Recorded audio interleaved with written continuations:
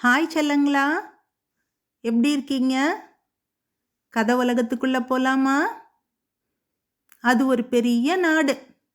அந்த நாட்டோட மன்னர் இருக்கிற அரண்மனை ரொம்ப பெருசா இருக்கும், பிரம்மாண்டமாகவும் இருக்கும். பக்கத்து நாட்டு மன்னர்கள்லாம் பார்த்து பொறாமப்படுற அளவுக்கு இருக்கும். அப்படிப்பட்ட ஒரு அரண்மனை. அந்த நாட்டில் ஒரு மனிதன் இருந்தான். அவனுக்கு பேராசை ரொம்ப அதிகம். அவனோட எல்லா ஆசையும் நிறைவேற்றணும்னு நினைப்பான். அதுக்காக அவன் யோசிக்கிறான். யோசித்து ஒரு முடிவு எடுக்கிறான்.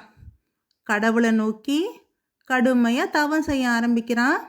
இவன் தவத்தை பார்த்து கடவுளும் அவன் முன்னாடி வந்து நிற்கிறாரு. வந்துட்டு அவனோட ஆசை என்னன்னு கேட்குறாரு.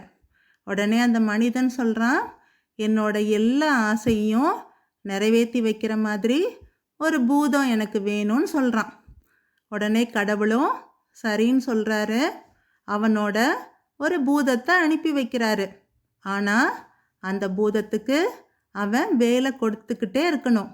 அவன் எப்போ வேலை கொடுக்கறது நிறுத்துறானோ அந்த பூதம் அவனை விழுங்கிடும்னு சொல்கிறாரு. உடனே அந்த மனிதனும் அதுக்கு சம்மதிக்கிறான். அந்த பூதத்தை பார்த்து ரொம்ப சந்தோஷப்படுறான். முதல்ல அந்த பூதத்துக்கிட்ட கேட்குறான், இந்த நாட்டு மன்னர் வச்சிருக்கிற அரண்மனையை விட எனக்கு மிகப்பெரிய அரண்மனை ஒன்று வேணும்னு கேட்குறான். அவன் கேட்டு கண்ணை மூடி கண்ணை திறக்கிறதுக்குள்ள அந்த பூதம் ஒரு அழகான அரண்மனையை கட்டி கொடுத்துடுது. அதை பார்த்து அவன் ரொம்ப சந்தோஷப்படுறான்.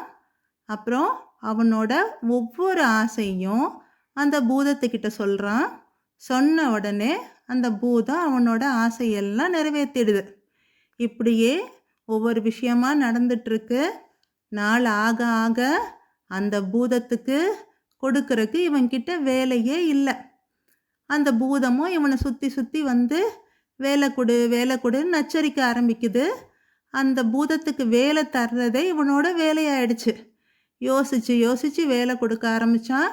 கடைசியில் அவனுக்கு அந்த பூதத்துக்கு சொல்கிறதுக்கு எந்த வேலையும் இல்லை.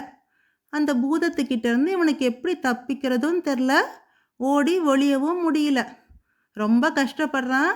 கடைசியில் கடவுள் தான் நம்மளை காப்பாற்றுவார் அப்படின்னு நினச்சி கடவுள்கிட்ட ஓடுறான். கடவுள்கிட்ட போய் இந்த பூதத்துக்கிட்டேருந்து எனக்கு விடுதலை வேணும், நீங்கள் தான் காப்பாற்றணும்னு சொல்லி ரொம்ப கெஞ்சி கேட்குறான். உடனே கடவுளும் அந்த பூதத்தை பார்த்து பக்கத்தில் இருக்க படிகளில் ஏறி ஏறி இறங்க சொல்கிறாரு. உடனே அந்த பூதம் அந்த மனிதனை விட்டுட்டு அந்த படிகளில் ஏறி இறங்க ஆரம்பிச்சுது.